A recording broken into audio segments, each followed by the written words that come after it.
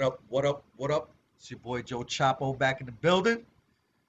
Another edition of If They Only Knew. As always, we got your boy Light on the Hill, main light out of the Bronx, doing his thing, holding it down.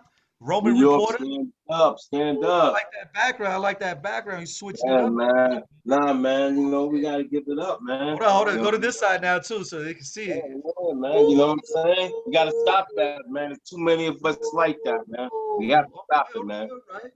And we got another special guest today. Like this one is a super special guest because I love the ending on this one. Yeah, this Mhm, is this is a movie of the week right here. Yeah. But mhm. anyway, go ahead and introduce yourself, man.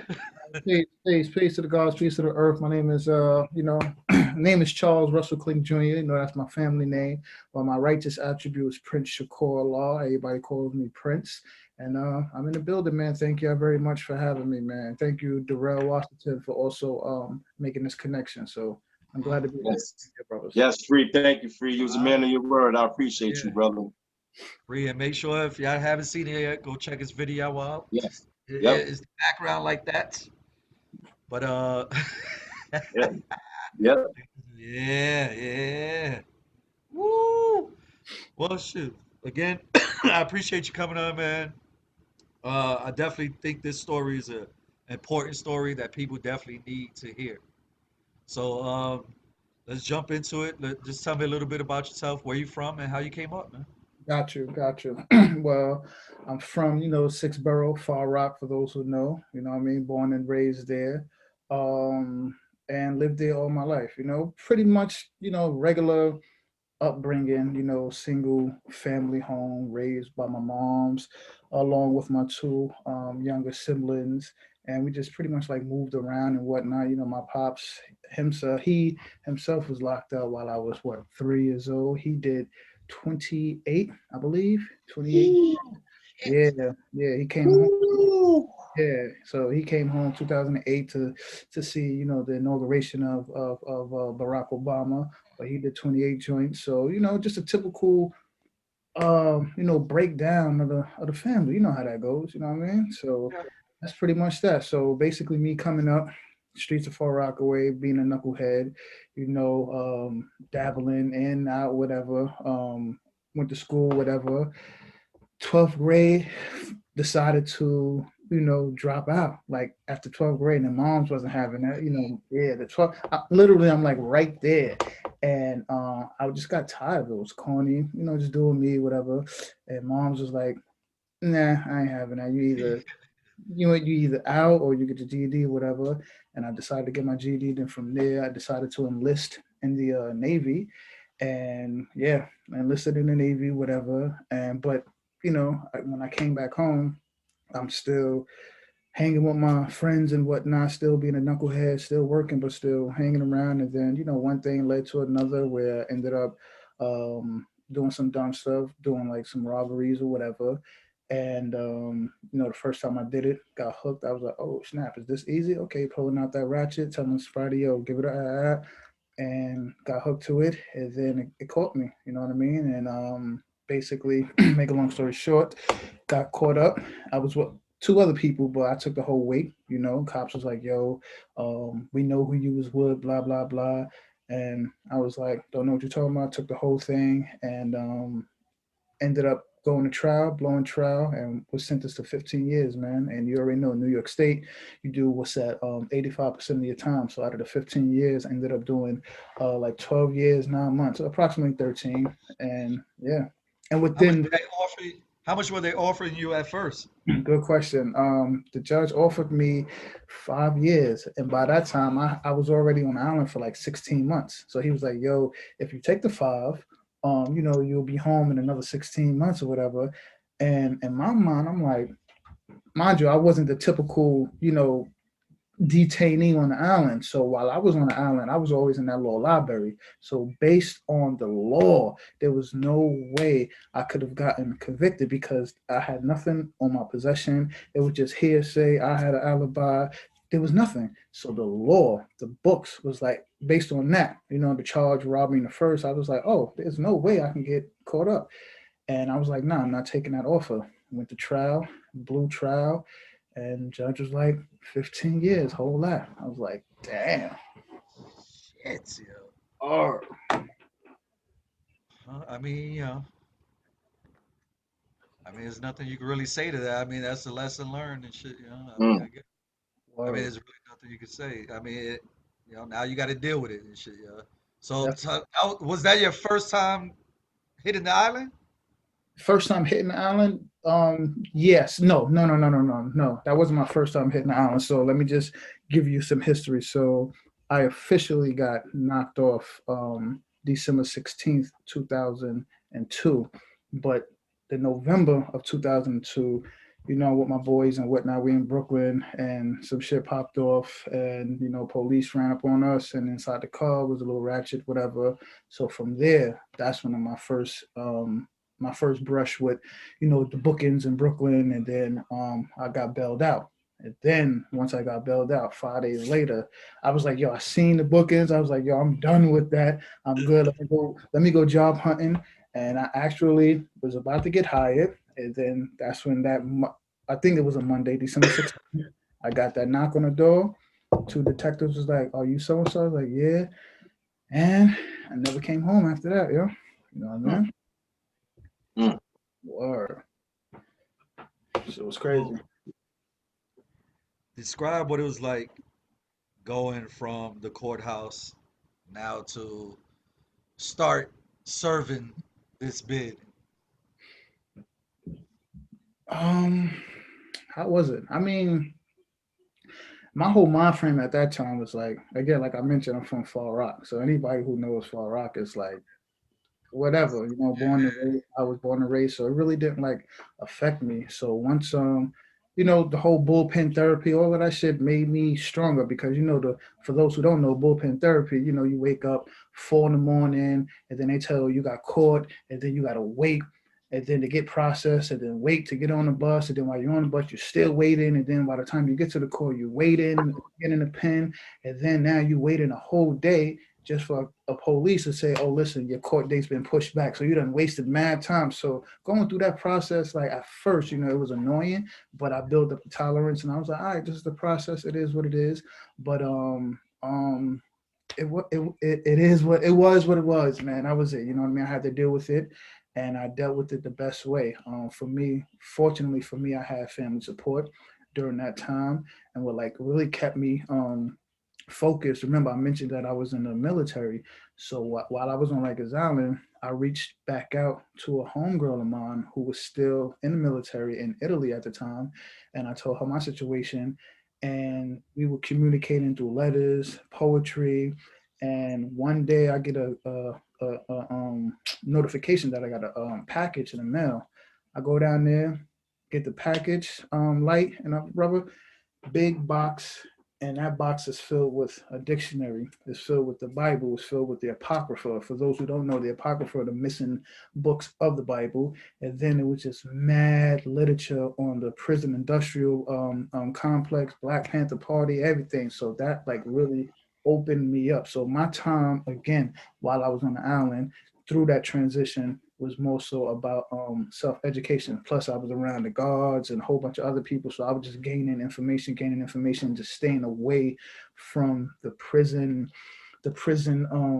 institution, like the whole lifestyle. You dig where I'm coming from? So I was on a different type of timing, as the young people say today. So Mm. yeah, And that's good for Mm. them, for people to know that there is another way to go through prison and shit. You don't have to wild out.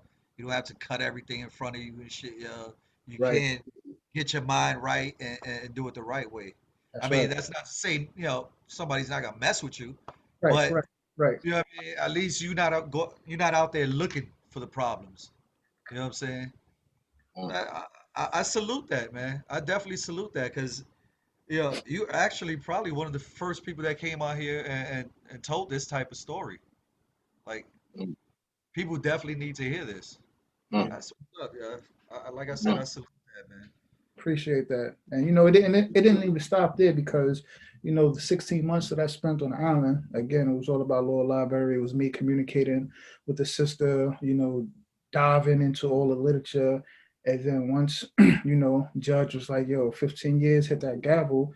And, I got shipped up top, downstate. And from downstate went to Clinton. It was, again, the same routine, lower library. Now I got to try to fight this on uphill. You know what I mean? So every Monday, Wednesday, and Friday, I'm in that lower library fighting this. And unfortunately, the appellate court upheld, the other lower court's decision. So I had to do my time. And then from there, I was like, yo, just gotta, it is what it is, man. And again, it was all about just constantly learning, being around certain people and not getting caught up in that prison element. Like, I'm not a religious person, but in the Bible, there's a scripture that Christ says, I'm of the world, but I'm not in it. Something to that effect. So yes, I was in prison, but I wasn't of prison because I wasn't using the language. I wasn't, like you said, I wasn't getting all greasy and grimy with it. You know where I'm coming from? Like, it was another way for me to get out, and that way was through books, knowledge of self, and that was that, man. Now, did that gain anybody's attention as far as now thinking you a target because you're not living like that? Did they? Nah, nah, I don't think so. Of course, I had my little when I was up top, I had like one little fight up top. You know what I mean? And it was on some petty stuff, like cornball stuff. I was working in a mess hall, and a dude who was before me there, I pretty much got the spot that he was supposed to get because he was working there longer, but his work ethic was trash. So they saw my work ethic and they was like, all right, we want you for this spot. And he felt some type of way. And while we were feeding the trays through the machine, he was like slowing up the process. So I'm like, yo, tell your man what's up. Come on. And he took it some type of way, came around the machine, hit me, boom. I was like, oh, word, boom. And we scuffled, and luckily, CEOs didn't see it, you know what I mean? Because that right there would have led going to the box and having to unpack and all that other dumb shit. But yeah, everything was good, man. So That's what's up, man. I mean, that's that comes with the territory. Yeah, I'm with the territory, you of know what I course, mean. of course. But you was able to stay under the radar and do your thing, and that's again, I salute that. And I didn't Yeah, have to, how most brothers, not saying everybody, but most people, when they get in that position, what do? They find they fall under the umbrella of religion for protection. They fall under the umbrella of gangs for protection or whatever. Me, I wasn't in no religion. I wasn't in no gang. I was just me being neutral. I was cool with whomever, um, and that was that. You know what I mean? So I was comfortable in my own skin, man. okay. See, that's another thing, that you could go through the system as a neutron, keep your head low and shit, stay in the library, and you did almost 13 years of this. That's crazy. Like you don't hear this. Like you don't hear this side of it. Like you never. Like people say, oh yeah, there's some people that just really stay out of trouble. But I mean, you don't talk to anybody that did 13 years and stood out of trouble and did their thing. You know. So shit. Like I said again, salute. But Thank tell us what's life like? What what was life like transitioning from doing 13 years to going back to the streets? Good question. That's a good question. To be honest with you, right? It wasn't. It wasn't. It wasn't a difficult process at all. The one thing, right, that was, I'm not gonna front. I tell everybody this all the time. The one difficult transition was, so prior to prison, I'm a social person, was always able to talk to women. It wasn't nothing, right? But being in that environment for 13 years around dudes, easily having conversations with dudes, and me being aware, yo, listen, I'm gonna stay away from these female officers because any little thing could happen. I wasn't trying to extend my time. I wasn't trying to go to the box, so I stayed away from that. And I did those 13 years without a significant other. I didn't have no girlfriend. I didn't have no wife. Didn't do all of that. So when I came home, the transition was from me trying to, you know, build that rapport again, trying to converse with women out here was kind of a little difficult, but I got back into the swing of things. That was it. Like But riding a bike. right, yeah, it's like riding a bike, so, exactly. So once I became that, I was good. But the transition, it was simple because what I forgot to mention to y'all, I also obtained my associate's degree while I was incarcerated. So I was in Eastern Correctional, and I got the opportunity to get high price education from Bard College, which is known as BPI, Bard Prison Initiative. And that's like a legitimate college where the professors will go in there. It's a privately funded institution, and professors will come in there and like teach official classes, bro. And I ended up getting an associate degree from there. And so my transition coming back out, I already knew what I wanted to do. Um, 4 months coming home, right? So this everything leading up to the transition, like you were saying. So 4 months after I had already came, I started from Clinton, which is like 8 to 9 hours away from New York City, damn near touching Canada. So I went from Clinton, then I worked my way down to Easton, and then from Easton from Woodbourne, and then from Woodbourne, I had 4 months left to go home, and I ended up in Queensboro, which was right across the street from LaGuardia, and I was pretty much in the city. And then it was at that point, it's like, yo, listen, I got 4 more months. What am I gonna do? You think I'm coming from? And I start thinking, and then I start realizing, like throughout those 13 years, people would just come up to me. We would easily build just because of my vibe, you know what I mean? People will open up to me, share, ask advice and questions. And I figured, okay, I'm a people's person, social work, some type of counselor, did my research on it. I wanted to go into a field where my background didn't affect it. You didn't coming from. So being in the More of a social work strength field, than a weakness. huh? So you want it to be more of a strength than a weakness. Correct. And I didn't want to say, okay, yeah, just because I got this felony, you can't enter this field. So with the social work, that wasn't the case. So I was like, all right, social work. Did my research, and I used to keep a journal. And I put in my journal, which I still got to this day in the composition book, I was like, when I get out, I'm going to enroll in York College for the social work program. And sure enough, when I came home August 24th of 2015, I got my shit together, enrolled in York College. By January of 2016, I started. And again, the transition was very easy because, and this is most important, I had the family support. You know what I mean? I had a strong support system. So throughout that 13 years, I had someone to call. I had visitors. I went on FRPs, which are called family reunion program, where my family would come on a Saturday, right, and stay over until Monday. So we would be like in a little cabin area with the real food, TV, and everything. So I had that strong foundation going in to coming out. So it wasn't hard whatsoever. So when I came back, just got right into the things, brother. You know what I mean? And a lot of brothers and sisters don't have that support. So when they don't have that support, what do? They go back, like Darrell was mentioning before, recidivism. They go back into the system because that's all they know. They know to do the drugs, they know to rob or whatever. So the cycle continues. You know what I Yeah. mean? Facts. I mean, if you don't break the cycle, man, it's gonna continue to go on and on, generation after generation after generation, man. That's And I mean, that's my objective, is to break the cycle. And Mm. you know, I'm working hard at doing it, and you know, it's not an easy thing. So, you know, I hopefully mean, your I, message. I think the key, like he says, you have to start in there.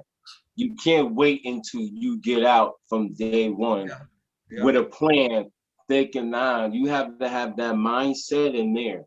And that's, for me, like my bit was different. I was a knucklehead because I didn't understand my mental health. You understand what I'm saying? So I'm young and they giving us medicine, giving us meds, like not knowing what they was really doing to us. You know what I'm saying? Like controlling, man, like straight up. You know what I'm saying? absolutely. And it was a struggle in the beginning, but then once I got around some brothers that was giving real knowledge, it changed my whole way of thinking, man. And from that point on, like he said, man, I just took off, man. Like that's why it was easy for me to transition too. You know what I mean? Because I only did 6, but it's still something. And I didn't have that struggle, man, where I didn't have a job for a long period of time. You know what I mean? You can't. So you say that a lot. Yeah, I only did 6. 6 is a long time. Yeah, Yeah, I six, mean, any time away is a long time, but 6 years is a long time as well, man. but I still was able to come out in my early 20s. It wasn't like it was a huge, bro he missed a big portion of his life. Over 20, I think absolutely. I think the thing that helped you too, bro, was the military background. You know, it teaches you some You have a lot discipline. of structure. Yeah, you know what I'm saying? So Right. that kind of helped out a little bit too. You know, maybe not everything, but it still gives you that. That's why you went in there with that disciplinary mind. You know what I mean? No, Like, I agree with you 100%. I definitely agree with you. Like I was really, really structured. And crazy thing is, even to this day, like I'm still like structured. Like I definitely understand what you're saying. I just wanted to add on to something you said. The transition, like you said, a person shouldn't have to wait until the day before he or she gets out. That transition starts the day the individual gets locked up. Because now that's where you're supposed to be. Okay, what's my next move? How am I going to get out? What am I going to do now? Is this shit really for me? You know what I mean? Because I knew from the beginning, bro, it wasn't for me. Like that whole Rikers Island process, seeing things that I saw to downstate. And remember, it's a different caliber. When you're on the island, you're dealing with black and brown officers who, you know, they want to be tough and all that other stuff. But then you transition to the Klan area where, you know what I mean, they got the tattoo with the black babies and they gonna kick your teeth in and break your bones and kill you, all of that. You didn't I come from told you, Joe, like, dudes think I'll be lying when you hear the stories about these COs. You hear more stories about COs up north than you hear about dudes that was making crazy noise on the island. that's right. Straight up. That's right. It's a different, Brought up the baby like, tattoo. yeah, I'm telling you. You hell told I'm us yeah, about the telling you. baby tattoo. That's yeah. crazy. The further you go up, it's like they got tattoos of black baby with the rope and all of that. Yo, it's crazy. It's crazy. It is crazy. You know what I mean? Yeah, man. So, So how many spots you hit? so I hit Clinton, Maine. I hit Clinton Annex. I hit Eastern. I hit Woodbourne, and then I hit Queensboro. So just 5 spots. Yeah, Clinton, Maine, Clinton Annex, Eastern, Woodbourne, and Queensboro. It was like I was always in some type of hub for 4 years. You know what I mean? So Damn. yeah, Yo, 4 years. I'll come that's down. unusual. Yeah, come down. Yeah, did you say you hit like 7 spots Yeah. in?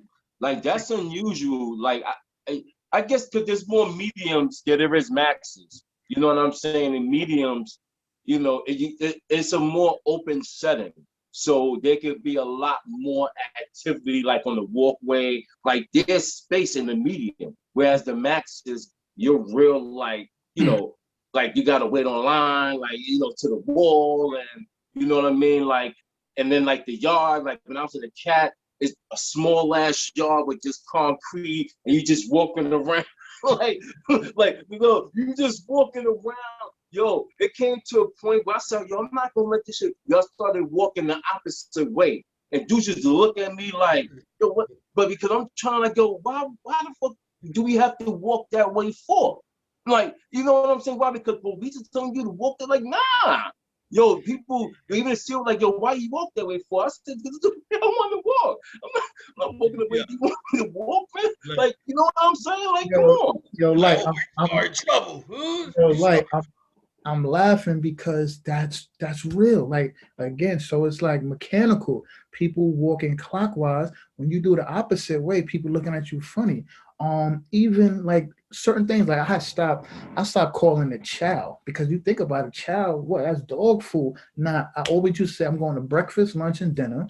I even at one point I used to be walking. You know how CEOs, yo, hey, I would ignore them because my name is not yo, my name is not hey. You dig where I'm coming from? I have a name on my tag. Exactly. One CEO was like, and I used to correct the teachers in there too, like the teachers who the professors who used to teach us. They'd be like, okay, take your work home and blah blah blah. I'm like, whoa, time out. I'm like, this is not my home. You know, my home is in Far Rockaway, it's in Queens, New York. I won't be there for a minute. So I had to correct them on that. I would not say my cell, none of that stuff. So when you're doing things that opposite, people start like, oh, what, you think you better? You think you better? Whatever. Nah. So it's funny, like you said, instead of walking this way, walk that way. And who says Yep. you can't? Like, who says you can't? Exactly. You say you can't, Right. you know? And I think that experience right there taught me a lot because it happened in the cows on the max. And that's when I got that aha moment. You know what I'm saying? Because I'm across dudes in the cell. Dude got like a 76 C number. That means he went through Elmira some shit for reception in the 70s, and this is fucking 97. Right. Like he breathing rats out his wall. Like nigga have rats in his cell, breathing them joints. Like come on, like screw that. Nah, fuck that, yo. Nah, hell no. You know what I mean? So word, but that's when I learned, man, and I got the aha moment when I realized, yo, they got all my brothers like just, yo, like it's almost like hypnotized, man. Like, you know what I mean? Like hypnotized, like they don't have a mind of their own, man. You know what I mean? Like it's crazy, man. You know what I mean? And you mentioned something about it's unusual to go to certain spots. Remember, it all depends on your classification. So because my charge was robbery in the first and second, right? That's why I got straight to Clinton, and plus the amount of time I had, 15. So because my institutional record wasn't bad, I wasn't catching infractions, I wasn't getting into no fights. My classification dropped, which allowed me to go to another to Easton, right? And that was a preferential transfer. Like the counselor came to me, he was like, "Listen, you got a preferential transfer." I was like, "What does that mean?" He was like, "You can go wherever you want." It had to be a max B, not a max A. I was like, all right. So the only max in my mind was Sullivan, because remember I told y'all that my pops did time, and when I was little, I used to go visit him, and he was at Sullivan. So I was like, I knew about Sullivan because of my dad. So I was like, let me go to Sullivan, and the counselor was like, nah, that's a max A. Your classification is not that high. So he told me about Eastern and told me the college program. I was like, all right, let's go there. And at that time, it was still called Happy Nap, and crazy privileges there, but because of the classification drop, I was able to stay in one spot, and then it would get lower, come get closer to home, and then eventually out that bitch. Be wow. Yo, it's funny you say that because I was in Eastern Annex. I want to say 99. So I was in Washington. I was trying to get close to the city. I went from Green to the Cat to Wash. I'm like, I gotta get up. This is all the joints, the jails that I don't want to be in. Like, you know what I'm saying? Them adolescent jails. Like, this is when you come out your element. Like, you got no choice. Right. You know what I mean? Right. I wanted to get out of there. So I remember I applied for the program named Eastern Annex. I said, yo, I was drinking. Yeah, I'm like 17 on one. I said, y'all have relationship problems. Yeah. So they accept me, and I went there. That's how I made my boy. But I remember they used to have a football league inside of the NAP. Like a real, like, yo, Joe, like straight up, like they even have boxing, but they took out the boxing out the jails a while, but they had boxing. Right. Niggas had a real league. Like you used to hear the fucking helmet. I was like, damn, like I know fam got popped. Like, you know what I mean? Right. Right. That's crazy. But fucking with Easton, like I had the outside clearance. So we used to work on the farm. We used to work in the town around there. So we worked at that farm that's down probably about 15 minutes, I think, or something from down there. Yeah. Yeah, we used to work there. That shit used to be, that shit was cool though. You got outside clearance. They bringing you like, food from the street, but that's all to sucker you and to bring you in. Right. So you feel comfortable, so you continue to come back. Yeah. You know what I mean? Yo, like I saw the one wild shit I saw with my own eyes, bro. This, because there's a difference depending on your political mind frame, right? There's a difference between a prisoner and an inmate, right? For those who don't know the difference, I'll just break it down quickly. A prisoner is that political individual, the person who doesn't go with the norm, like he or she, they just there because of the crime, and they trying to basically change the way they think, and they just going against the system itself, you know what I mean, by in any means necessary, little ways, like even the little ways about walking around or whatever. The inmate though, that one is the dangerous one, because he's working with police, snitching, doing a whole bunch of shit. And the shit that I saw this one dude, he was cooking for, like, the officer had, because in certain spots, they'll confiscate if you try to make makeshifts, hot plates, and all that other stuff.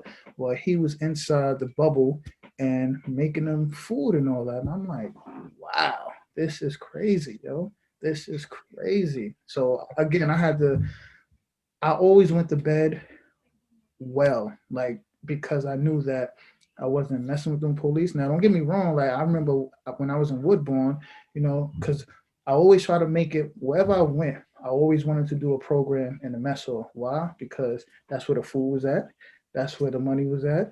And that's where just easy access to doing a lot of things. And, at one point when I was in the mess hall, I was the sergeant's clerk. You didn't come from, like, I was working for the sergeant, doing making sure, like, whoever works in the mess hall, like, they cells were open in the mornings, whole bunch of other stuff. I had my little perks, but at the same time I knew, listen, the boundaries, you dig where I'm coming from.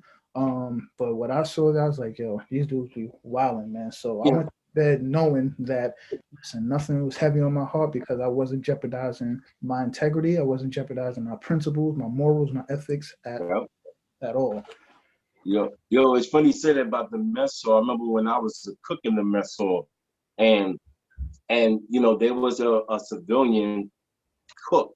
She was an older lady, right? She was old, and she was cleaning the whole. Every cook that came in there, every inmate was banging that.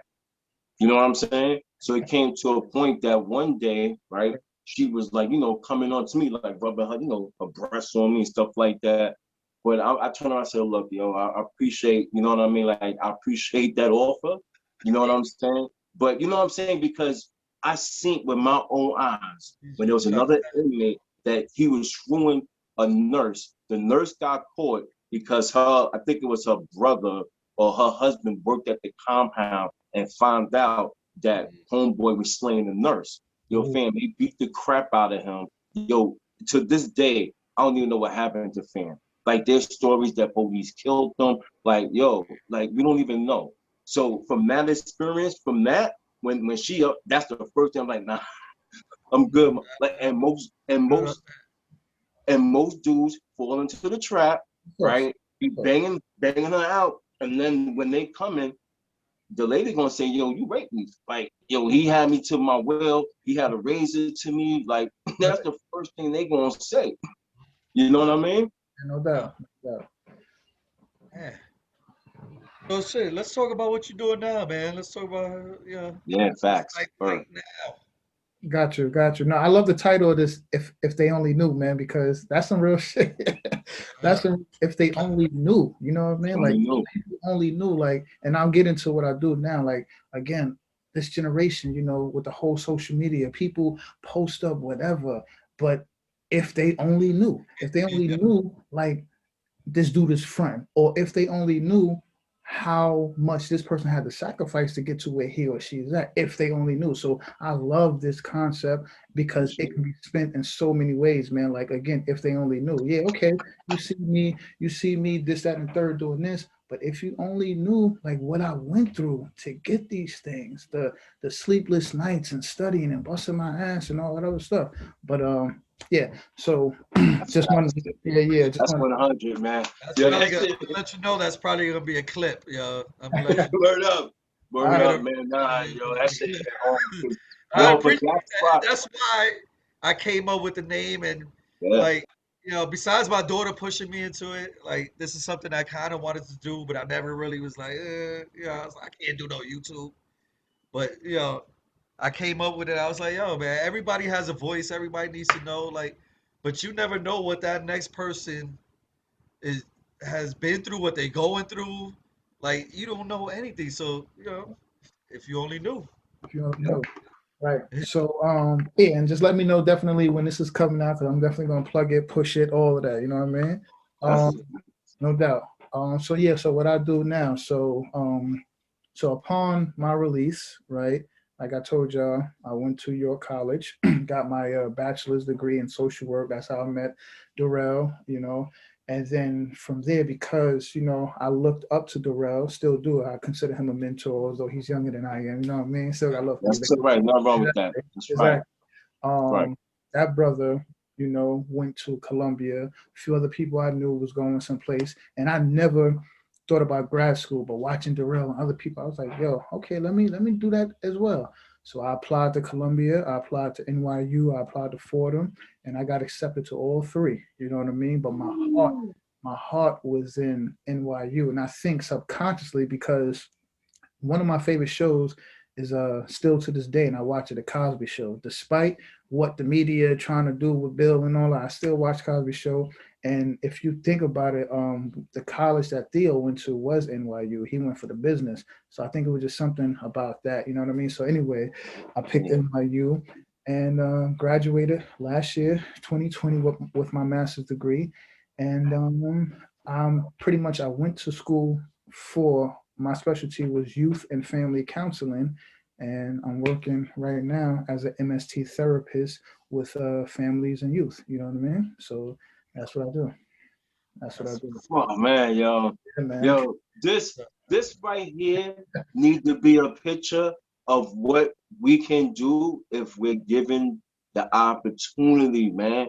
You understand what I'm saying? Like, I don't think, like, yo, being behind those walls, you know how many smart people, way smarter, yo, than I would even think that I am, yo, like, can do so much, yo. That's what's up, man. Yeah. But nobody can ever say that's wasted talent right there. Facts. Facts. And I'm saying facts to all the viewers. I love y'all, but that's my favorite word. Facts. Facts. I love y'all though. Thank you for the feedback. But what happened? The viewers were getting on you for saying facts too much. Facts. Yeah, you know, 'cause a lot of them don't understand. We from New York. You know, that's just in New York. Just like in their state, they might have a term that they use a lot. So when they hear us talk, they might think, what? You know, that's just saying whatever he's saying to the viewers that is true. Like I can't even say anything else. Like because I try to refrain from saying a lot of words. So instead of saying no words, I would say facts, just so I can replace that negative word with something. You know, so facts. You know what Yeah. Anyway, yeah, man. That's what's up, man. I'm glad to hear that, you use your time wisely. You didn't get caught up in the mix and shit. It can be done. It was done. That's You know right. what I'm saying? I'm sure somebody else is doing it now. Oh hell yeah! I linked up with numerous brothers. Man. I'm telling you, the program I was in and these brothers are out here doing their numbers. You know what I mean? So it can, like you said, brother, it can be done. It was done, and it's still being done right now as we talk someplace else in another spot. You know what I mean?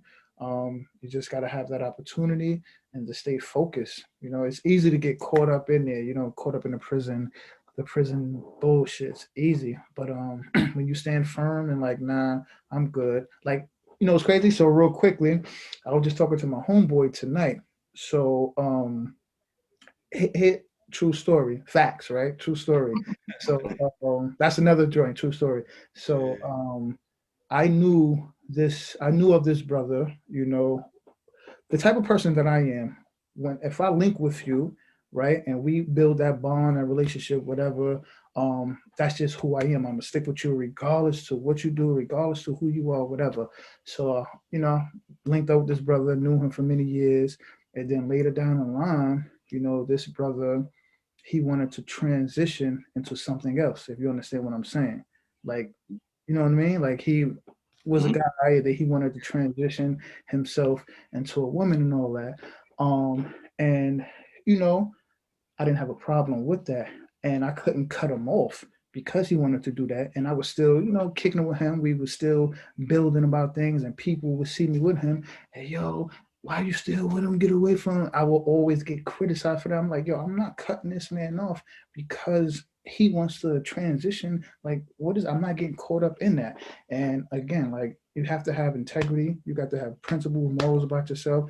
Don't get caught up for those who are in there or who are going to go back in there, who have people in there. Let them know, do not get caught up in the prison lifestyle, the prison madness. Like, that shit is corny. Like, be you, be who you are. Like my homeboy Kev said, be your authentic self. And that's it. You can't go wrong with that, man. You know what I mean? That's right. Like who you to tell me who I can hang out with, who I can't talk to, who whatever. Nah, nobody dictate my life like that. Like that's a wrap. That's a negative. Exactly. Yeah. Right. That's what's Right. up, man. So, is there any projects, anything you want, any shout outs, anything you're working Yeah. on? Yeah, like I mentioned before, I have a podcast with two other co-hosts. Our podcast is called Stimulated Minds. We are on YouTube, we are on Instagram, and we are on Anchor. It's called Stimulating Minds. It's three people, myself, my mentee, and my right-hand man. And we just basically talk about issues that again impact the person's mind, letting them think outside the box. So just we have general conversations. So we'll have a conversation about relationship, have a conversation about mental health. As a matter of fact, tomorrow's conversation is about the N word. You know what I mean? The use of the word nigga and all of that. Excuse me. So we just have many things like that. That's the only project I'm pretty much working on. Just working and just ready to just like waiting for this thing to be open, man, because you know this is it's crazy. It's crazy. Um, Don't forget your social media. Oh yeah, my bad. Social media for those who want to follow. I'm on Facebook, Charles Russell Clink Jr. That's the Facebook, Charles Russell Clink Jr. I'm on Instagram as Prince Charles Shakur Russell. Clink Clinkk. Yeah, Charles Russell Clink Jr.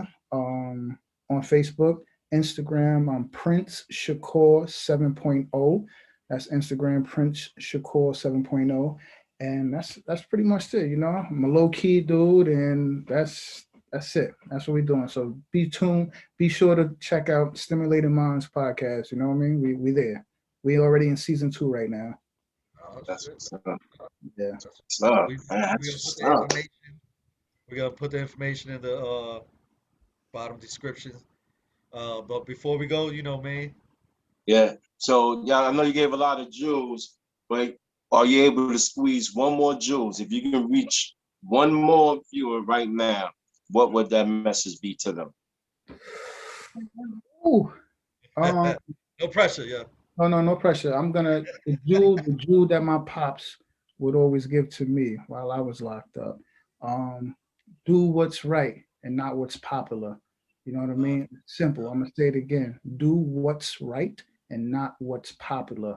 Um, that's the jewel that I can give. You know what I mean? That always sat with me. My pops always told me that, and I'm comfortable with that. Just always doing what's right and not what's popular. Just because it's popular, dude. Look at all these challenges and all these nonsense. That's popular, right? Why am I want to do all of that? Like, I don't care about none of that stuff. You know what I mean? So just again, do what's right and not what's popular, man. So that's my jewel to y'all.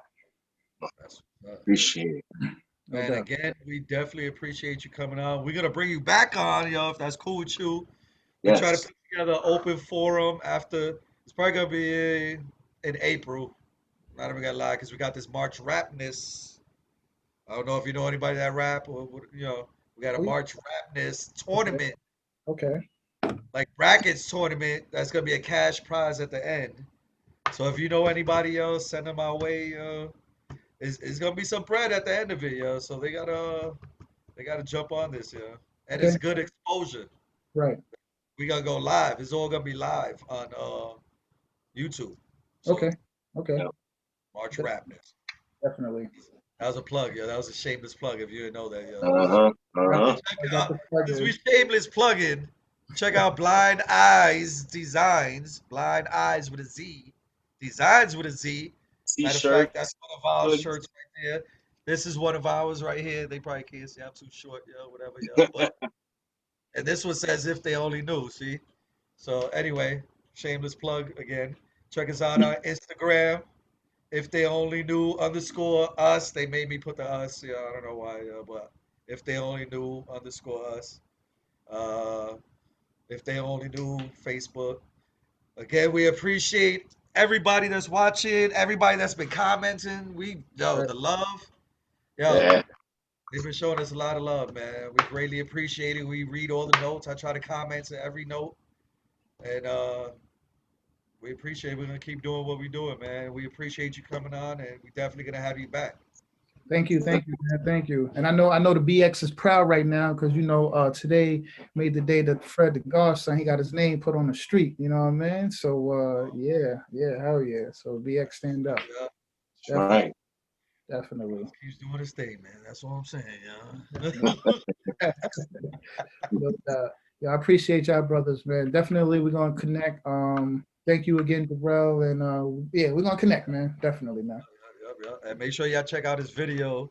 It's free. Free's video on there. He got two-part on there, and both of them actually got some good numbers. That's what's up, yeah. But anyway, appreciate you coming on. Stay safe. Keep doing what you're doing, man.